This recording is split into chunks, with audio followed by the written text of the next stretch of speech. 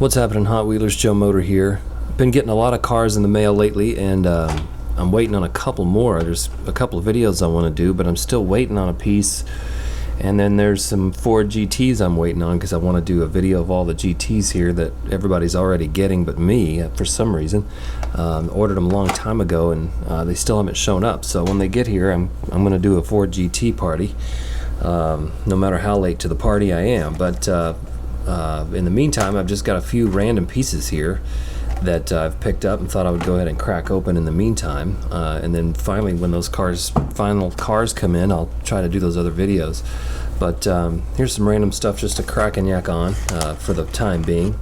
Got this 67 Dodge D200 from Toys R Us quite a while back. Of course, this is part of the blue collar collection from Greenlight. Really cool series. This has been shown several times, but there's a little checklist on the back, show you all the different cars in the series.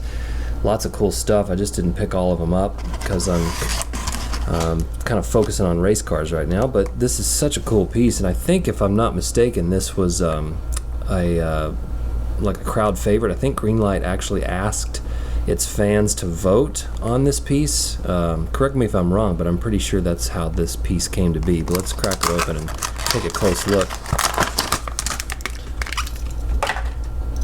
Way better in person. The best thing about this truck, and as WTFFOR has pointed out as well, the weathered look on some of these Greenlight pieces are really killer, and I hope they continue to do this weathered look on a lot of their pieces, because it's something very unique. You don't see that often.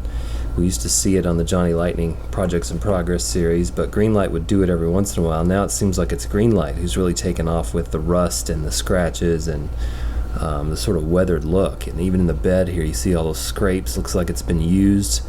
So it's kind of going toward the effect of the blue collar series. Guys working with their hands and raw materials and things like that.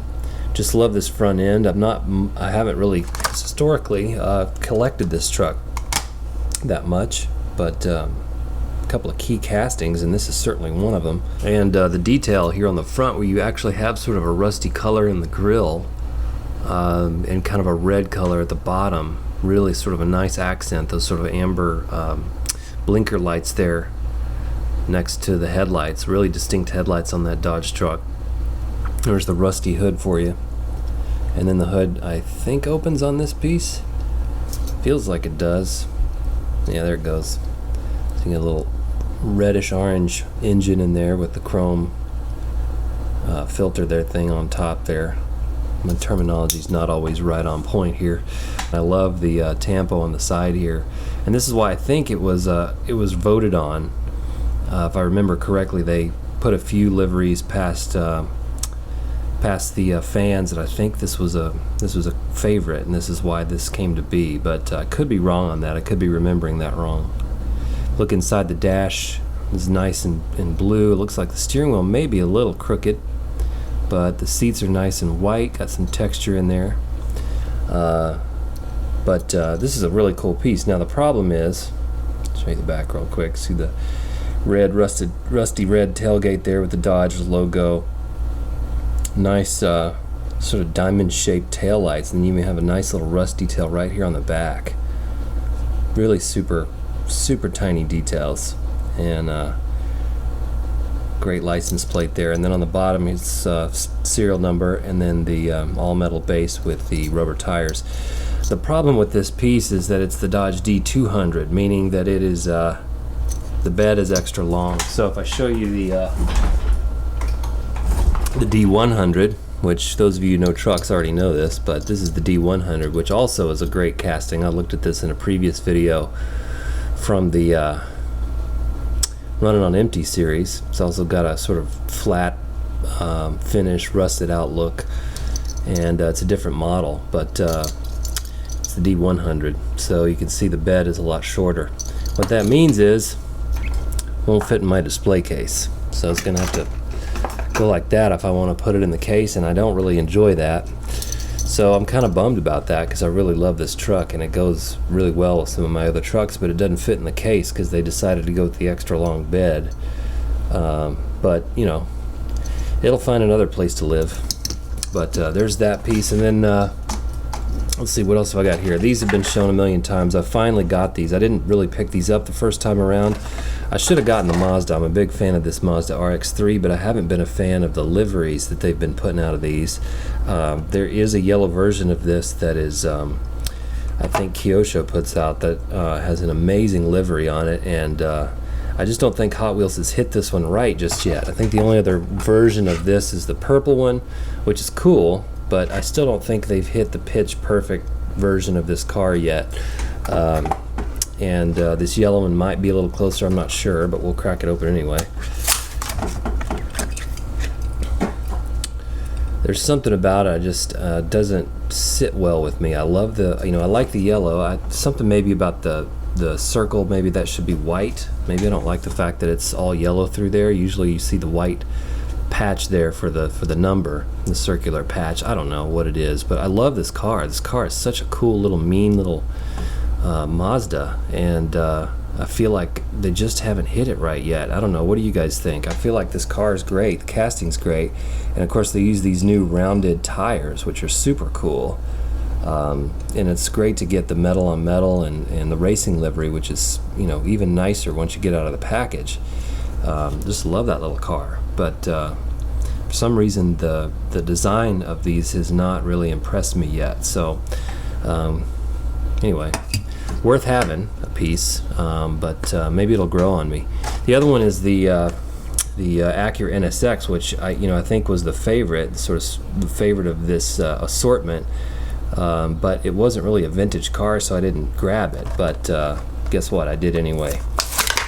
These have been hitting my stores regularly, so I just kind of couldn't avoid it. Finally, I had to just pick it up because the tampos are great. It is really a nice version of this piece, and if they'd done this kind of livery on the Mazda, it might have been a little more successful in my opinion. But to each your own. But this car is really great. It's got the red and black Advan sort of livery, the Yokohama logo, the 96 on the side, really cool tires. Those red-lined wheels there are really fantastic, really beautiful shiny stuff, and the spoiler on the back, nice shapes and lines on this piece. So I agree, this is definitely a sweet little piece, and it's going to make its way into the Joe Motorhood now. But I've been kind of weak for these newer sort of cars like this that have the wings and everything. It's starting to become a weakness, and even if they're not vintage cars, I've started to kind of pick them up and watch them on eBay and stuff. So I picked up this Kyosho piece, which I think I put on my Instagram. This piece is just crazy. I don't even know what to say about this piece. I was going to do a video just of this piece by itself, but I'll give you a quick look at this anyway.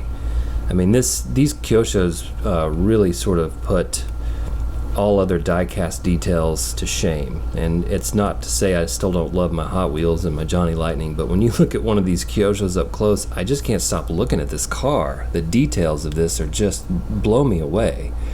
And I'm not actually sure what release this came in. I bought this loose, and the listing for it wasn't very specific. It's a Nissan Fairlady Z. Say Z33 right there.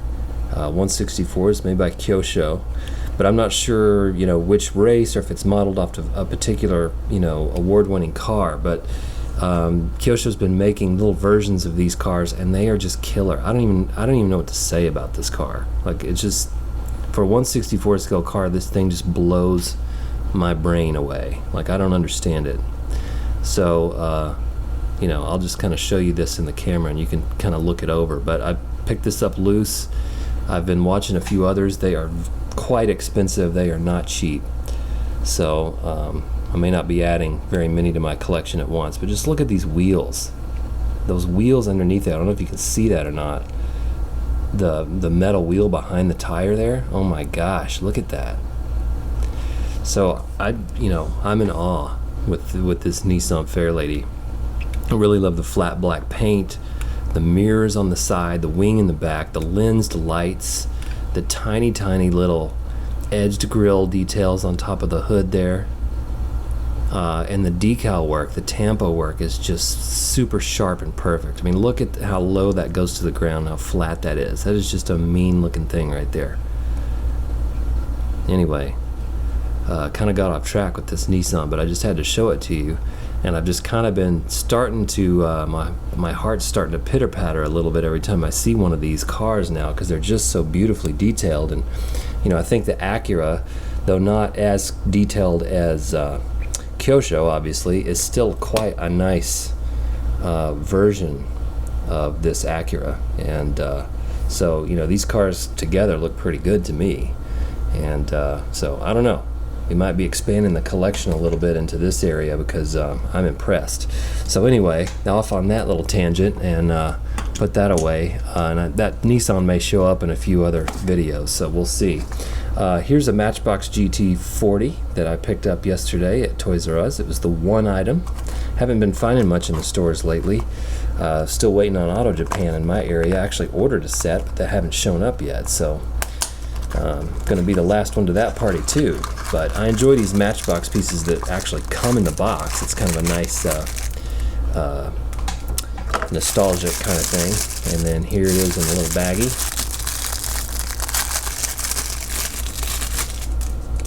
And there's your GT40 from Matchbox. So JDM is getting a lot of love right now, and the GT40 is certainly getting a lot of attention right now from Auto World, and that's those are some cars I'm waiting on to finish my set, complete the set for the GT40s that have been released recently.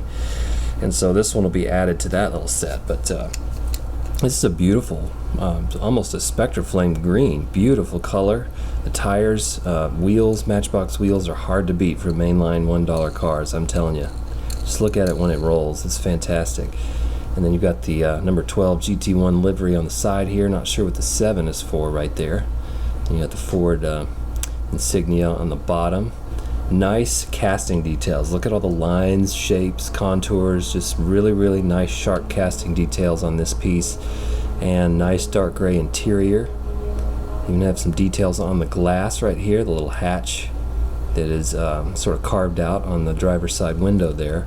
Round to the back, very nice details on the tail. No painted taillights or anything like that. But it's just a beautiful car, and it's really interesting to see the different manufacturers' take on these cars. So that video is coming, even though it's been done a million times and these cars have been shown over and over again. I'm going to take out this Matchbox and a couple of Hot Wheels GT40s, and then we'll look at the Auto World ones too, just for fun. And there's the base. But I was waiting for that one. I was hoping I was going to catch that one in a store, and so I was glad to pick that one up. That'll definitely be a nice addition. And then was at a flea market and picked this little guy up. This is an old 2010 series Musclemania, the AMC Javelin AMX, which is a favorite casting of mine. And again, I don't collect mainlines too often, but when you do a Javelin like this, boy, that is just very nice. Just very nice wheels, nice treatment on the paint and livery. You know, it's kind of a play off of the Mark Donahue Javelin, which was also released by Hot Wheels in the Vintage Racing series, and also released by Greenlight. Did a video comparing the Mark Donahue Javelins way back when, so you can go back in my history and check out that video if you're into the Javelins. But this is a fantastic looking car right here for a mainline. You know, really great color, nice shine, nice livery and detail. Tampos are nice and crisp. Really beautiful job by Hot Wheels on this one. So, and that one is very nice and deserves a spot in the display case. Nice and heavy, smooth rolling, beautiful piece. Finally, the little crown jewel of this haul anyway is this piece right here, the 74 Chevy Vega Pro Stock from the drag strip. Well, this isn't a drag strip, Demons. This is the NHRA drag racing series. But part of a Real Riders premium series that Hot Wheels put out back in, I don't know, mid-2010s. I don't remember exactly when this came out. Let's look on the back. 2011. So it was pretty close. But here's the back, and this series was fast. It was really great. Here's some other of the cars in the series. I don't have all of these. Certainly want to track them down, but I saw this on Pooch's channel, Pooch of Morobi, the Pooch Man. Saw this rotating on his Instagram channel the other day, so I was like, had to track it down, and here it is. Let's crack it open. And that one didn't want to That one didn't want to get cracked, but it's too bad because it's gonna. Sometimes you got to work a little harder, but it's worth it in the end. So there she is, the little wonder Chevy Vega Pro Stock. That is sweet. Love that blue color. It's actually dark blue when I'm looking at it off camera. With all the light, it sort of looks like a light blue. It's got nice flames and side markers here. Even some hood pins that you can see right there detailed on the front. Really nice detail. Moving around the side, love that flame work there. Nice sponsor badges all the way to the back, nice and crisp. No skimping on the Tampo work. Nice big fat Firestone tires. Deep dish chrome wheels, that's really nice. And I know sometimes I mess up the terminology. I think I said deep dish tires one time, and I've certainly said some goofy stuff before, so you'll have to count it up to me being human. Sometimes I just screw up the language sometimes because I'm super excited to be looking at this car and I'm not paying attention to what I'm saying. So you know how it goes. But that's a beautiful little piece, that little Chevy Vega Pro Stock, and that one will look nice to the Johnny Lightning version back here. This is not the only version I think they released, but this Warren Johnson Chevy Vega Pro Stock came out sometime around the same time, I think. Late 2000s, and was same metal base, metal body. Really cool sort of comparison here between the two Chevy Vegas. So anyway, just some cool stuff to look at, random stuff to crack open. Hope you enjoy the video. Like I said, I've got a couple more planned, and then I really do promise I'm going to try to get this display case update done, but I'm just waiting on a few more cars to crack open and get this thing in good shape. So appreciate you watching. Hope you'll stay tuned, and you guys keep on motoring. We'll see you next time.